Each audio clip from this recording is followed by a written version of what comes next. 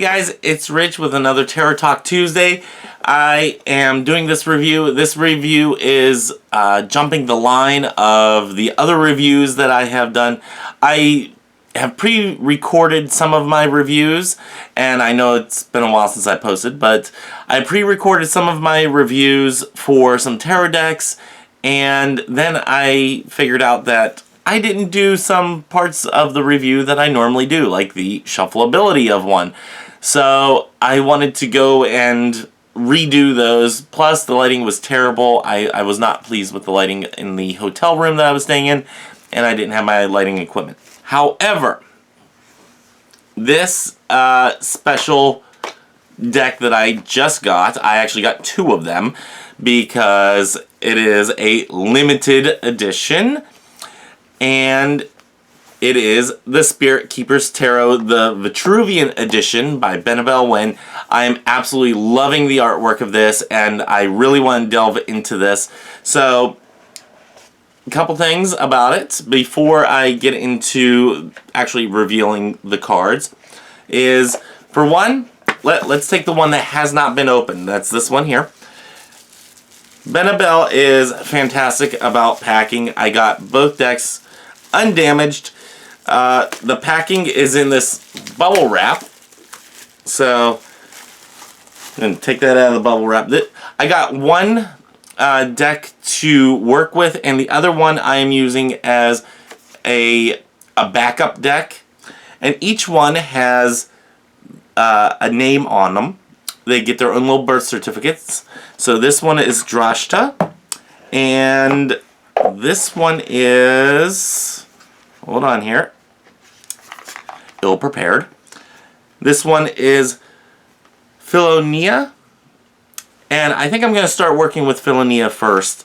I really like the idea of naming a deck, or the deck having its own name. I think it adds a little personality to it, and I think we're all going to get along here. So, Drashta and Philonia.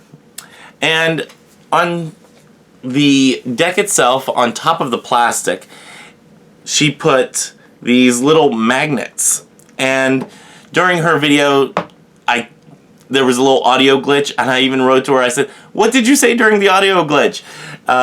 And it is this little magnet, and it is sort of a guardian angel that protects your deck during its transit. So what I'm going to do, and this is after she already anointed the decks themselves over the plastic and everything, and then she stuck the magnet on there, and it still, oh, it still has that smell from the oils. It's fantastic. So what I'm going to do with this is I'm actually going to keep the one with Drashta. I'm going to keep that one with it until I start using that deck.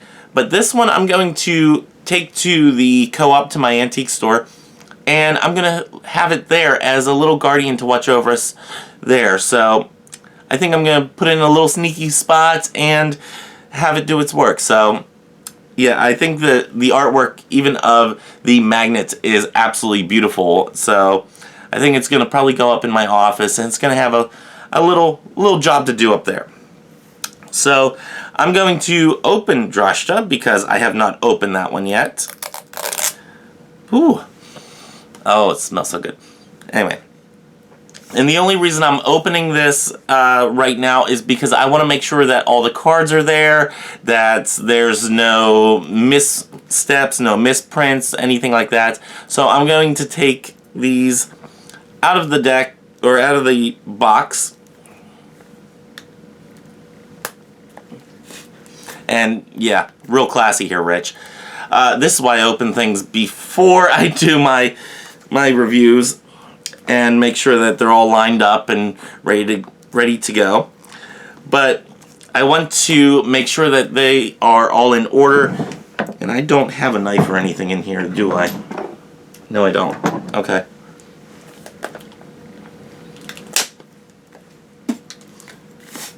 And the main reason I'm doing this is because it is a limited run, and if there's any issues, I want to tell Benabel before she basically closes the doors on them forever.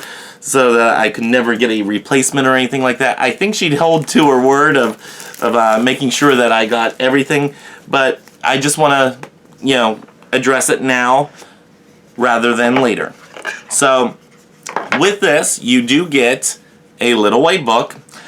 She also has a medium white book and the book of maps that, you know, if you have the premium edition, I bought one that was just the deck only, and I bought one that was a premium edition. So I got the book of maps, I got the medium white book. I think the medium white book is free, and the book of maps is one that you have to purchase separately if you did not purchase the premium edition. Now, there is gold gilding, and the one thing I don't like about gold gilding is it comes off on your fingers. I don't know if you can see the glitter, but yes, glitterified and everything. One of the reasons I don't like gold gilding, but I can take it or leave it. So eventually the gold will one day rub off, and I'm okay with that. Gold gilding is not my favorite, but it's okay. One thing that I really do appreciate is the little plastic that they use, the minimal plastic that they used for holding the deck together. And I'm going to put the name card inside. A little bit about the box before I go looking at this deck and counting to make sure that everything is there and making sure that all the cards are correct, is a little bit about the box. This box is a two-part box. I might actually, for my working deck, keep my deck in the box because it is a very sturdy box. She went through great pains to make sure that everything of this box, the packing, the way everything was done, even the insides of the box, let's take the name card out, the insides of the box even have different phrases on the inside. On every little bit of the inside has different phrases. They have them on the outside, all different phrases, and there's translations in the little white book that you can look at those, and they're all like different protections and everything, and even on the inside of the top there's all designs and everything. It's very, very nicely done, and it goes together very nicely. So I love this box. This is a step up from the normal the normal packing that you get with little flip-top boxes and all that. So much appreciated on the box, much appreciated on the packing. No complaints there whatsoever. Now I'm going to go ahead and I'm going to look through these, make sure that this deck is good, and then I'm going to put Drashta away with its little guardian on there. So everything is set aside for my backup deck. So when I come back, I will have Philonia down on the table, and we're going to go with the Rider-Waite-Smith, and then I'm going to dig out my Thoth deck, and I'm going to have them side by side because this is not only a deck that draws from the Rider-Waite-Smith system, it also draws from the Thoth system as well. So I'm going to have them both there, and we're going to see what all the differences are and what we like and what we don't like about them. So I will take you down into the nether regions, and then we will look at them there. I almost forgot, because I haven't done this in such a long time, to review the little white book. So before I take you down to the nether regions, let me review this little white book. So she goes into an introduction. After this little front page here, it says, "Angel who records, whose hand seals upon the book of remembrance, who bears witness to all, to enumerate every deed since creation, from its beginning of the world to this day, from my cradle to my grave, I invoke you to read me, to show me, to transcribe upon my heart, to place upon the mantle of my mind the pages of the book I petition for. Let it be the truth. Let that truth come what may ever be used to work the highest good, and so may it be." So this is the little petition that she uses for a lot of the different spreads.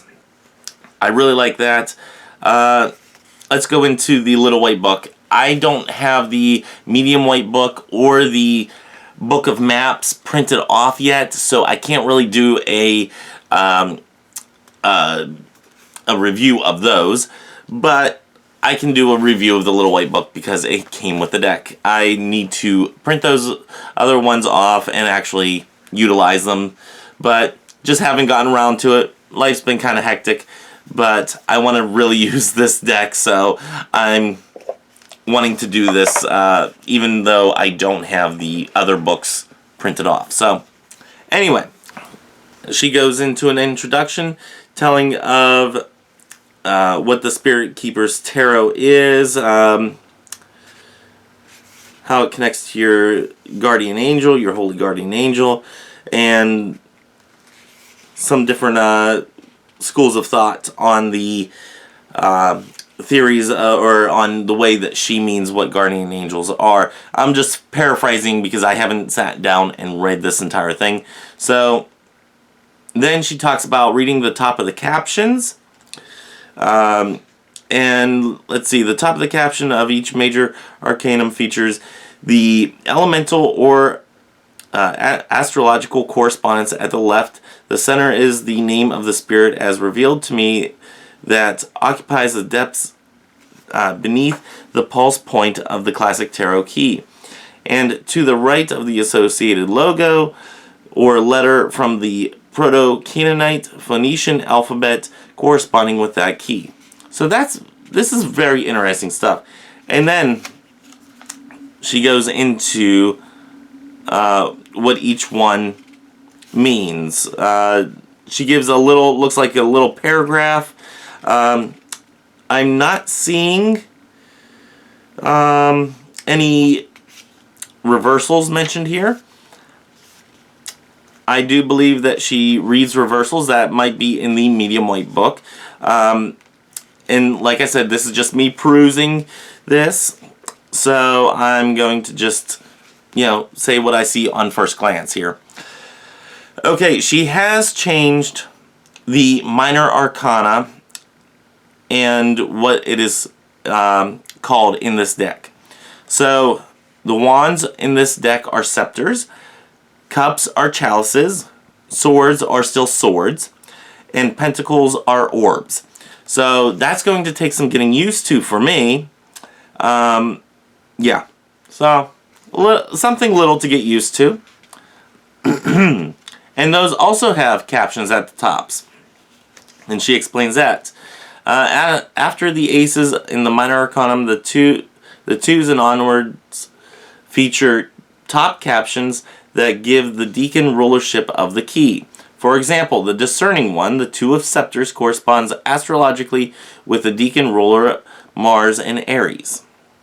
Now, I'm not an astrologer type, so I don't know exactly how to use that in my readings, and eventually I will get into the astrology aspect and start delving more into that. I have a book that talks on it, but haven't gotten all the way through it yet.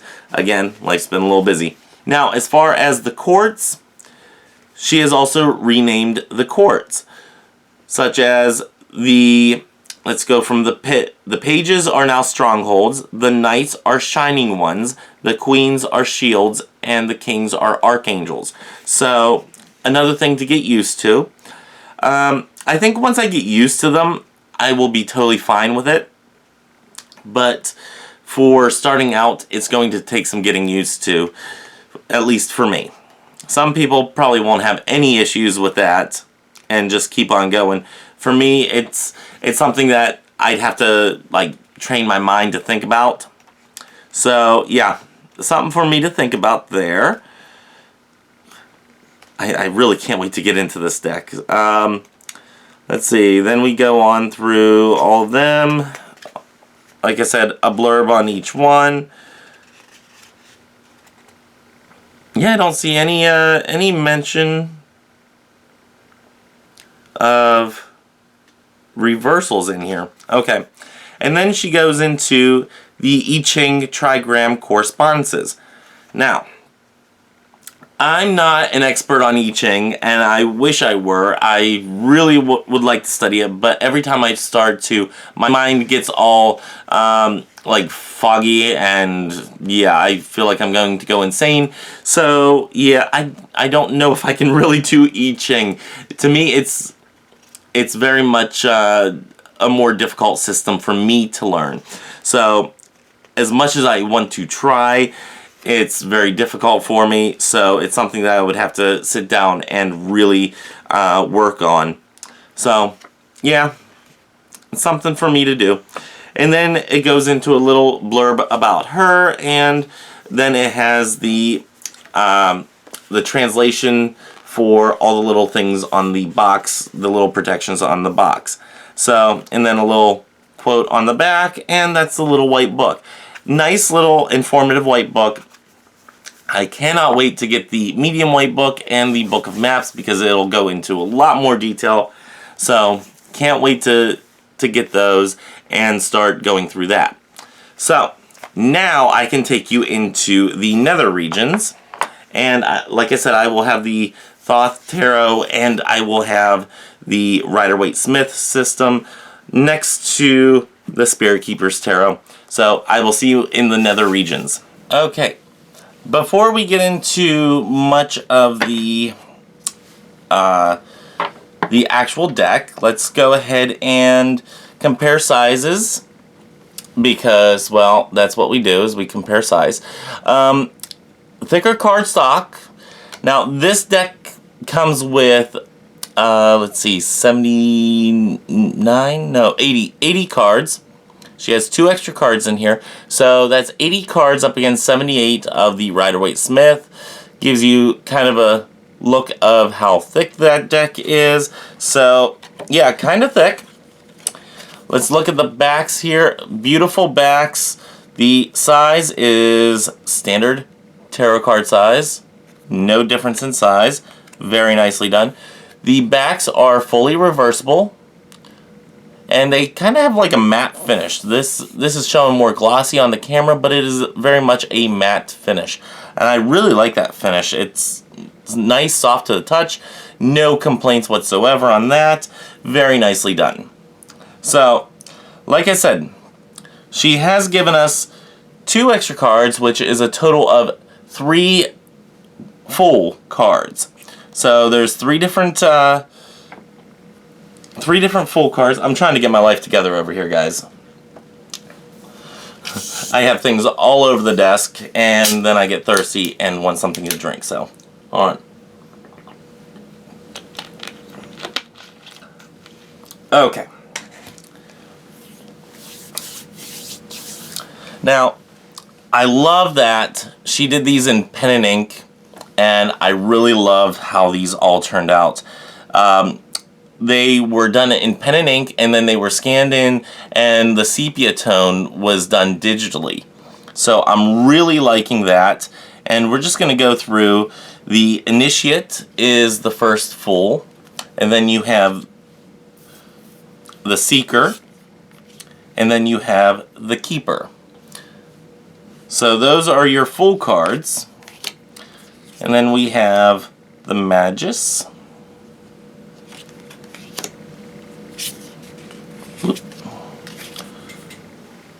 the Priestess.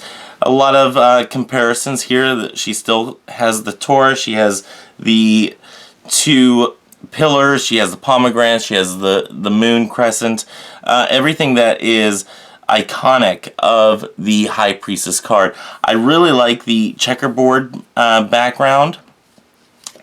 I don't know if she did that as a Masonic throwback or a nod to Masons, but the checkerboard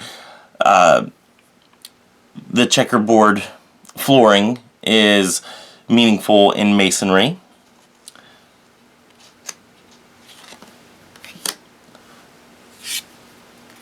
I know that she gave a lot of thought into all of the aspects of this deck. Like, one thing refers to another thing that refers to another thing that refers to another thing.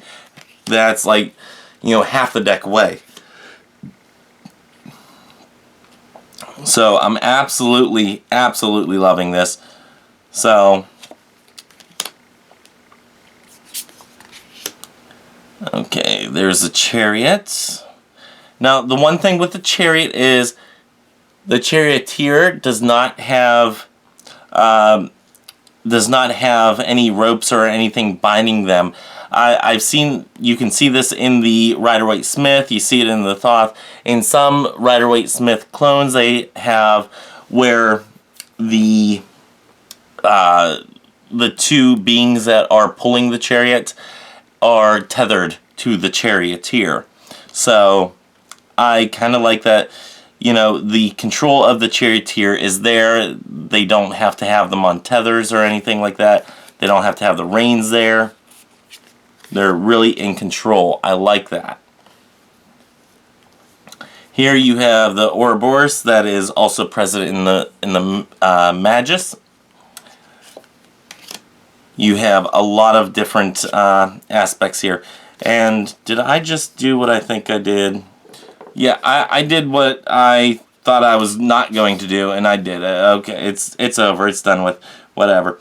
What I did is I actually mixed up the Justice and the Strength cards. Whatever. I'm not going to go, because the system of the Thoth system has those two reversed. So, yeah, not really worried about it.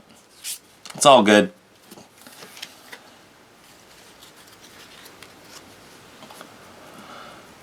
I like that the names on the top. I really like that. I like the little things on the bottom, the little names on the bottom. Angel of Justice. This is the Justice card. Oh, that's what it was. Yeah. Did I say Justice? Yeah, I think I did. Anyway. We got the Hanged Man. Nicely done. Sacrifice and Redemption. Nicely done. I like that. I like this Passage to Initiation. So it's not necessarily death as in what we think of death. This is more of a passage into something different, something that is going to help us grow. I like that it is not called death, it's called the Reaper, but it is known as a passage to initiation, not passage into another life. So, really liking that. Nicely done. The devil is called the demon. And here we don't have two human beings that are chained up. We have two, they look like mythological creatures. So, kind of interesting on that one. I like the human aspect a little bit more because it is definitely what chains us up as humans, but I can make the association and it's just fine. I have no problems with that. A lot of symbolism in this deck that it's going to take me a long time to get through all the symbolism of this deck, if I can ever get through all the symbolism of this deck. This is one that was interesting to me, is how the star card is called the Healer, and she's kind of like nonchalantly just standing there, just pouring them out, these cups. So that was interesting to me.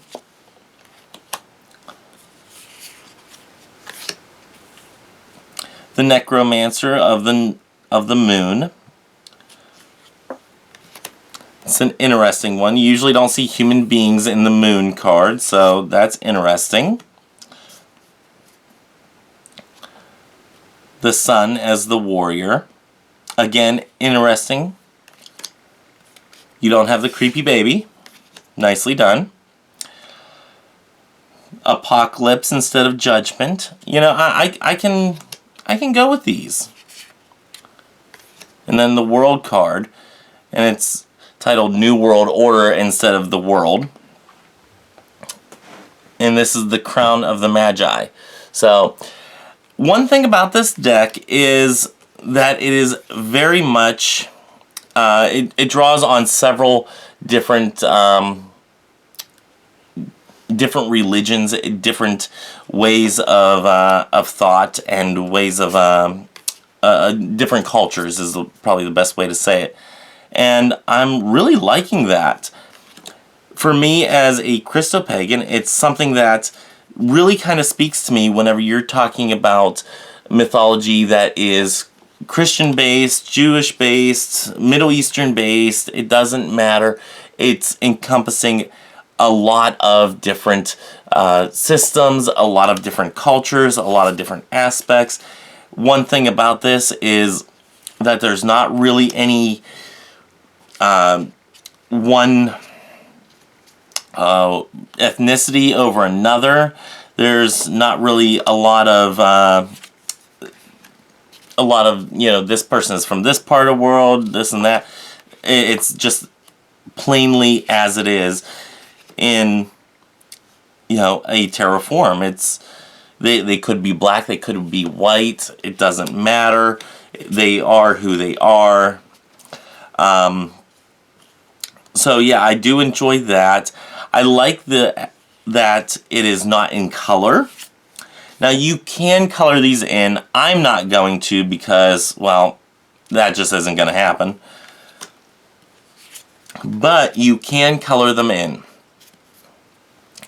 I wouldn't want to do it just because it would be incredibly difficult to color each one of these cards and have it to my own liking. If I were an artist, if I were an artsy type person, I would do it, but not really as much of an artist as some of y'all out there. So yeah, just not going to do that. Get them in frame there. Okay. I really like the black and white, or in this case, the sepia tone. I'm really liking that. It gives it a nice old feel, but it's still clean lines. It's nicely done, nicely presented. Again, the only things I'm going to have to really get used to is the differences in names. So that for me is something that I'm just going to have to get used to. This is a nice, very nice deck. It's one that, like I said, it's a limited edition, so you're only going to get so many of them out there. I like that she named each one of the decks, and yeah, I just really can't wait to start using this deck.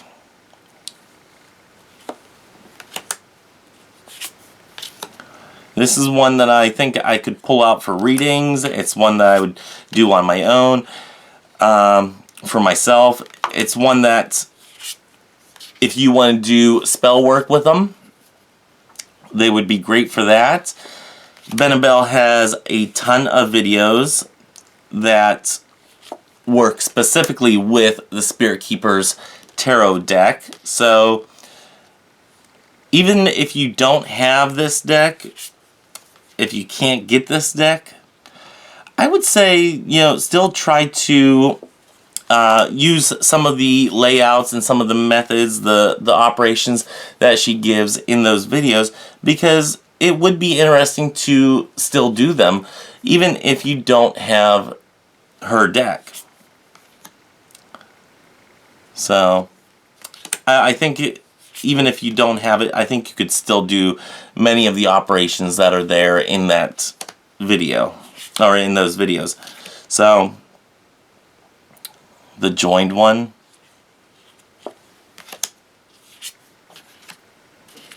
the kindred,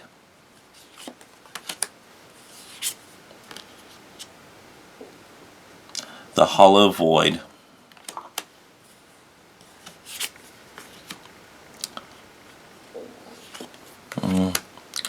I love the artwork on these. Like I said, yes, I'm getting glitter, but, that's one of the drawbacks of a gold-gilded deck, is the glitter effect. Not really a fan of the gold gilding, but, again, I can take it or leave it. Really is not going to matter that much to me overall, because a little glitter, well, that just makes it fabulous. So,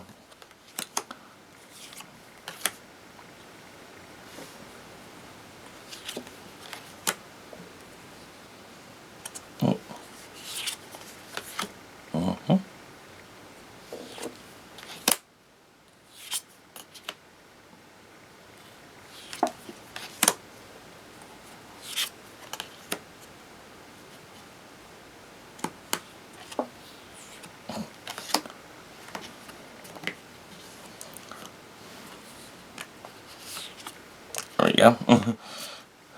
Doing this with 3 decks is a lot harder than doing it with 2. Let me just tell you that.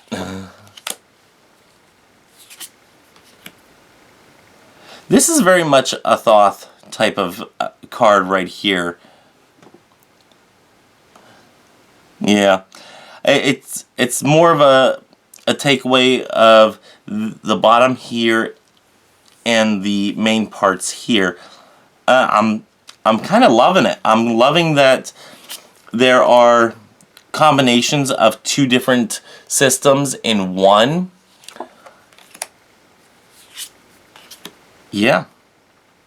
This one again, you have the same position, but you also have the same square on them. So,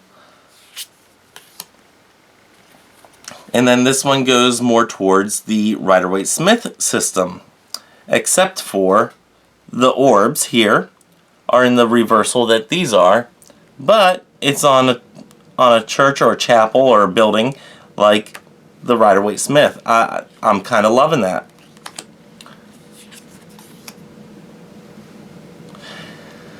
I think you could really use these a lot in spell work. And let's say with this one, the gardener. If you are starting a garden and you want to flourish your garden, you know, that's something that you might do spell work around. If you want to, let's pick a good one. If you want to know what your destiny is, maybe you use this as a signifier card. If you're having destiny issues, if you're having questions about where you're going in life, maybe these are cards that you use as signifier cards. She does suggest using the angels in the court cards, the different court cards available, using those as signifier cards or using those as beings that speak through the cards to you. So I do like that. I think it's a very good way of using the cards in a less traditional way than just reading the cards like most people do. So, kind of loving that. Okay, so we're all zoomed out here, at least for the most part. Let's get these decks out of the way. So, little about the shuffleability. Like I said, the card stock, pretty good standard, or pretty good thick card stock.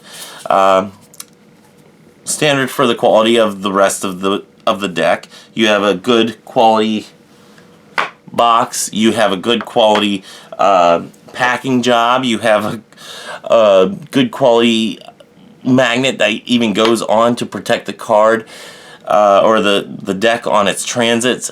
You have anointing oil that's put on them. So yeah, this goes in line with the rest of it, is you have a good quality card stock. So how does it shuffle? Because that's a big one. Shuffles great in the overhand shuffle. Whoop. There we go. So shuffles great that way. A little apprehensive about doing the riffle shuffle, but they're going to get shuffled. And they're fine. Great to shuffle. I think that these will work for years to come. I think they're great. So, that is the Spirit Keeper's Tarot. I do believe that Benebell is still selling some of these, that she ordered a lot of them. I think she has a run of about 1,000 or so that she is selling after she does all the pre-orders. So, here's the thing. If you want this deck and you have not pre-ordered it, you have to get it soon before she ends up not having any more left. I know the previous one that I really wanted, and she had already sold out of it. Sold out within a couple days or so. I believe. So yeah, if you want this deck, you better hustle to it and see if there's any left at all, because yeah, after this she's not running any more of them for the foreseeable future, and I think it's going to be one that is going to be a favorite within the tarot community, and it's going to be one of those ones that are well sought out and well loved by those who are fortunate to get them. Like I said, I was fortunate enough to be able to get 2 of them, and I wanted 2 of them specifically, so I have one as a spare or as a backup in case, for whatever reason, these cards give out one day. But I think we have a lot of years together, and hopefully they will serve me well. I'm almost positive that they're going to serve me well. So anyway, that's all that I have for this video. I will try to do a couple more videos with the other decks that I have that are awaiting reviews and whatnot, the retakes that I have to do, and then that's it. So until next time, may you have love, hugs, and ladybugs. Bye-bye.